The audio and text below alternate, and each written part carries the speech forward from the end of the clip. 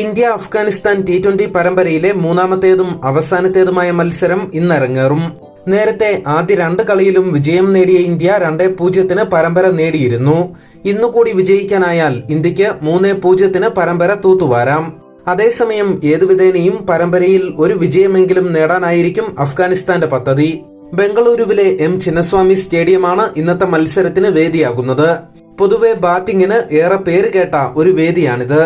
Toss നേടുന്ന team ആദ്യം bowling തിരഞ്ഞെടുത്തേക്കും. കാരണം ചേസിംഗ് ചെയ്യുന്ന ടീമാണ് ഇവിടെ കൂടുതലും വിജയം നേടിയിരിക്കുന്നത്. ഇന്ത്യൻ സമയം രാത്രി 7 മണിക്ക് കളി ആരംഭിക്കും. ജിയോ സിനിമയിലും സ്പോർട്സ് 18 ചാനലിലും മത്സരം ലൈവായി കാണാം. ഇന്ത്യൻ ടീമിലേക്ക് വരികയാണെങ്കിൽ ഇന്ന് ഒരു മാറ്റമുണ്ട്.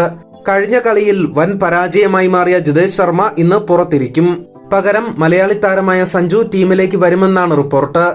ഇതുവരെ ഈ പരമ്പരയിൽ ഒരിക്കൽ പോലും പ്ലേയിങ് 11ന്റെ ഭാഗമാകാൻ സഞ്ജുവിനായിരുന്നില്ല. ടീമിലെ മറ്റൊരു മാറ്റം ബോളിംഗ് ഡിപ്പാർട്ട്മെന്റിലാണ്. ആദ്യ 2 കളിയിലും പങ്കെടുത്ത രവി ബിഷ്ണോയിക്ക് വിശ്രമം അനുവദിച്ചുകൊണ്ട് പരിചയസമ്പന്നനായ കുൽദീപ് യാദവ് ടീമിലേക്ക് വരും. ഇന്നിറങ്ങുന്ന ഇന്ത്യയുടെ സാധ്യത പ്ലേയിങ് 11 ഇങ്ങനെയാണ്: രോഹിത് ശർമ്മ, യശസ്വി ജയ്സ്വാൾ, വിരാട് കോഹ്ലി, ശിവം ദുബെ, സഞ്ജു സാംസൺ, റിങ്കു സിംഗ്, അക്സർ പട്ടേൽ, വാഷിംഗ്ടൺ സുന്ദർ, കുൽദീപ് യാദവ്, അർഷദീപ് സിംഗ്, മുകേഷ് കുമാർ.